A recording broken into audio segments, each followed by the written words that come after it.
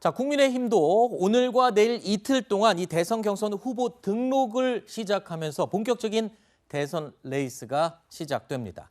차기 대선 후보 여론조사 내용 하나 살펴보겠습니다. 이재명 지사가 29.1%, 윤석열 전 검찰총장이 27.4%, 그리고 이낙연 전 대표가 13.6%, 그리고 홍준표 의원이 9.4%로 나타났습니다.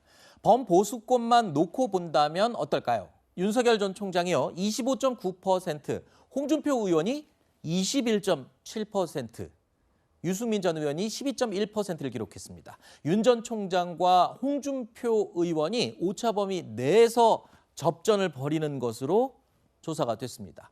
범보수권 대선 후보 적합도 추이도 한번 살펴보겠습니다. 자, 홍준표 의원은 6월에 9.1%였는데 지지율이요 8월 셋째 주에 들어서 20%대로 상승한 것을 볼 수 있습니다. 최근 여론조사 흐름에 대해서 홍준표 의원과 윤석열 전 총장은요 어떤 생각을 갖고 있을까요? 목소리 들어보시죠. 선거에서 중요한 거는 트렌드입니다. 올라가는 사람과 내려가는 사람이 붙으면 반드시 올라가는 사람이 이깁니다. 윤석열 후보에 대한 평가는 대강 다 된 거로 봅니다. 다시 재도약할 기폭제가 없을 겁니다. 야권 내에서 홍준표 후보가 빠른 기세로 좀 올라오고 있는데요. 뭐 거기에 대한 논평을 제가 하는 거는 이 자리에서 좀 적절하지 않은 것 같고. 들으신 것처럼 홍준표 의원은요 상당히 자신감을 내비치고 있습니다. 최근에 홍준표 의원의 공개 활동 모습을 저희가 모아봤는데 전과는 달리 아주 뚜렷한 변화가 하나 있습니다. 뭔지 아시겠습니까? 넥타이를 한번 주목해 보시면요. 파란색 계열입니다. 원래 홍준표 의원이 레드준표라는 별명까지 얻을 정도로 홍준표 의원 하면 새빨간색 넥타이를 맨 이미지가 강했었는데 과감하게 변신을 한 게 아니냐 이런 이야기가 들리고 있습니다. 최근에 홍 의원의 지지율이 상승세를 탄 건 분명해 보입니다. 여러 가지 이유가 있겠죠. 젊은 사람들의 마음을 사로잡기 위한 행보도 눈에 띄었었고요. 그리고 또 제가 방금 말씀드린 좀 부드러운 이미지로 바꾸려는 노력일까요? 푸른색으로 넥타이를 바꾼 것. 이런 것들이 하나하나 쌓여서 지금 지지율 상승에 영향을 끼친 걸까요? 어떻습니까? 그런 것 같습니다. 지금의 홍준표 의원을 보면 그 확장세를 분명히 가지고 있고 예전의 대선에 임했던 자세랑 많이 달라졌구나. 이를테면 앵커님 말씀하신 대로 이 넥타이 색만 해도 본인의 상징색을 버린 거거든요. 마스크도 하늘색, 그리고 넥타이도 하늘색 내지는 파란색으로 하고 심지어는 그 캠프의 상징물도 이 네이클로바를 문 그런 파랑새라고 합니다. 그 정도로 이미지 변신을 거듭 시도를 하고 있고 예전에 빨간색에 갇혀 있었을 땐 굉장히 경직돼 있다. 그리고 딱딱해 보인다. 소위 말하는 꼰대 이미지에서 벗어나질 못했는데 이 색깔도 달리 가져가면서 또 본인이 언론에 인터뷰한 내용 등등을 보면 굉장히 중도층의 마음을 사로잡는 이야기들을 많이 합니다. 그래서 단순히 역선택으로 폄훼하기에는 홍준표라는 정치인이 많이 확장성을 가져가도록 한 단계 좀 올라선 게 아닌가라는 생각도 듭니다. 네. 홍준표 의원의 지지율 가운데 또 하나 눈여겨볼 점이 있습니다. 바로 20대 지지율입니다. 6월에 4.8%였던 홍 의원의 20대 지지율이요. 8월 셋째 주에는요. 보시는 것처럼 18.8%까지 올랐습니다. 지난 2017년 대선 때까지만 해도 20대 젊은 층이 지지하는 후보는 아니었던 것으로 인정할 수 있을 것 같은데 4년 사이에 달라진 모습인 것 같습니다. 영상 확인해 보시죠. 왜 젊은이들이 날 싫어하냐? 부모한테 받은 거 1원도 없고 그래도 내가 대한민국의 대통령 후보로 나설 수가 있다. 내가 너희들의 롤모델이다.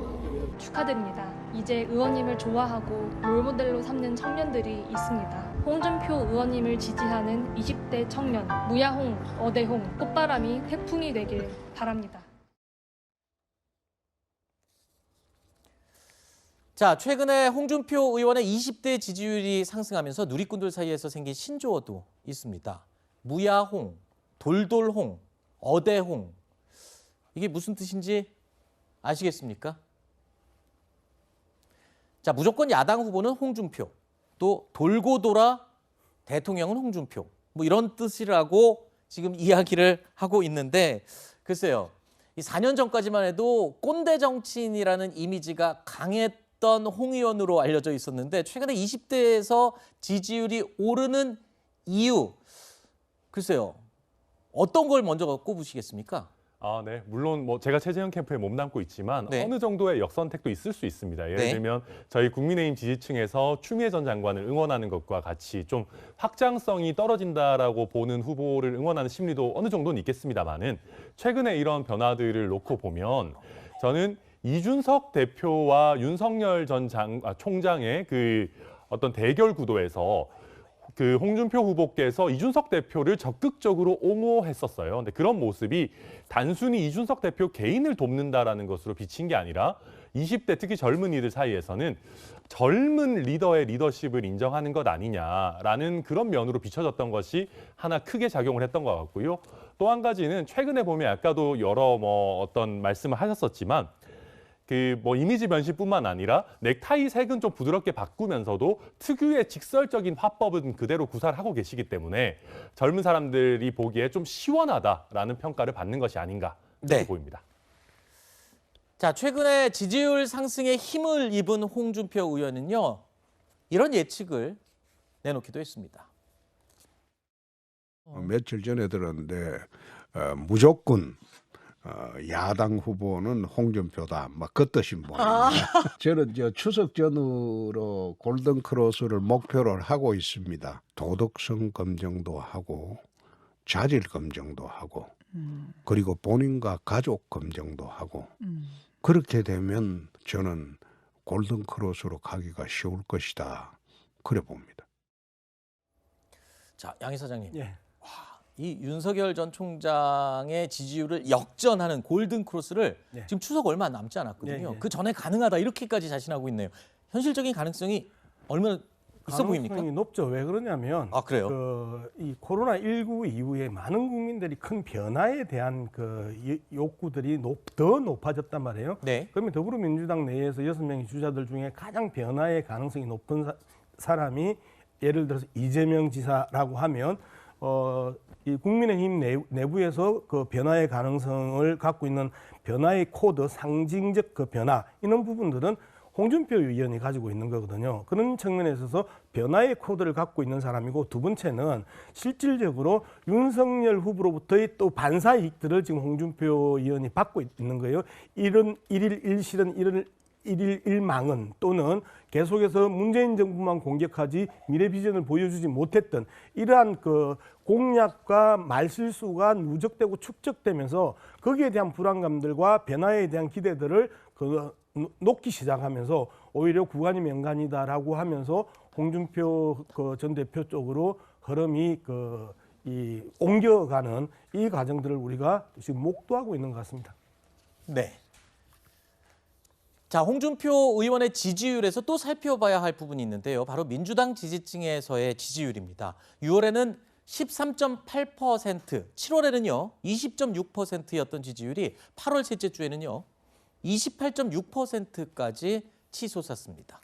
자, 민주당에서도 홍준표 의원에 대한 호평이 심상치 않게 나오고 있는데요. 친문으로 분류된 고민정 의원의 이야기 들어보시죠. 저는 사실 홍준표 후보를 굉장히 좀 눈여겨보고 있습니다. 무엇보다 대중들이 이해할 수 있는 정도로 전달이 굉장히 좋습니다. 윤석열 후보나 혹은 최재형 후보나 두 사람 다 현안을 제대로 파악하지 못하고 있는 듯한 그런 느낌. 근데 이제 홍준표 후보 같은 경우는 그런 면은 없습니다. 그래서 굉장히 사이다 같은 측면도 있고 앞으로 어떻게 지지율이 변화될지가 저는 제일 궁금합니다. 자, 민주당 지지층에서 홍준표 의원에 대한 지지가 높아지고 있습니다. 하지만 여야 후보 모두를 포괄하는 여론조사 내용을 보면요. 홍준표 의원을 뽑겠다는 비율이 1.9%밖에 되지 않습니다. 자, 홍준표 의원의 지지율을 전형적인 역선택의 결과다. 뭐 이렇게 볼 수 있는 건가요? 어떻게 보십니까? 저는 이 상승세의 지표가 다 역선택일지 상당히 의문입니다. 왜냐하면 무작위로 추출해서 진행되는 여론조사에서 어떤 질문을 딱 받았을 때 내가 전략적으로 이렇게 실제로는 지지하지 않을 거면서 지지해야지 이렇게까지 답변을 하는 사람들은 많지 않다라고 보고요. 지금 홍준표 의원의 지지세가 강경한 건 이를테면 배신자 프레임을 들고 나왔을 때 이것을 민주당 지지층만 지지하지 않을 거라고 봅니다. 중도층에서도 윤석열 전 총장 같은 경우에 본인의 인사권자와 사실상 뭐 배신자 프레임을 이렇게 들이댔을 때 그 부분에 대해서 공감할 수도 있고 인사권자에 대해서 사실상 제 의물에 침을 뱉었다라는 부분에 대해서는 정치적 반사이익을 얻은 부분이 분명히 있다라고 판단되지 않습니까? 네. 그런 부분을 다 이렇게 종합했을 때 단순히 역선택이라고 폄훼하는 거는 홍준표라는 정치인을 지나치게 좀 체급을 적게 보는 거라고 생각합니다. 네. 네. 어떻게 보십니까? 천 변호사님은 어떻게? 네, 저는 이제 최재형 후보 캠프에 있기 때문에 저희 캠프의 입장을 말씀드리면 네. 아까 우리 보셨을 때 민주당 지지층에서 야당 범보수 후보만을 골라달라고 했을 때 28%가 넘는 분들이 홍준표 후보를 고르셨습니다. 그런데 정작 그 민주당 지지층 전체에게 어떤 후보든 투표할 수 있다라는 선택지를 드렸을 때는 홍준표 후보에게 투표하겠다라는 게 1.9%인가요? 그 정도밖에 안 된다라는 여론조사가 나왔지 않습니까?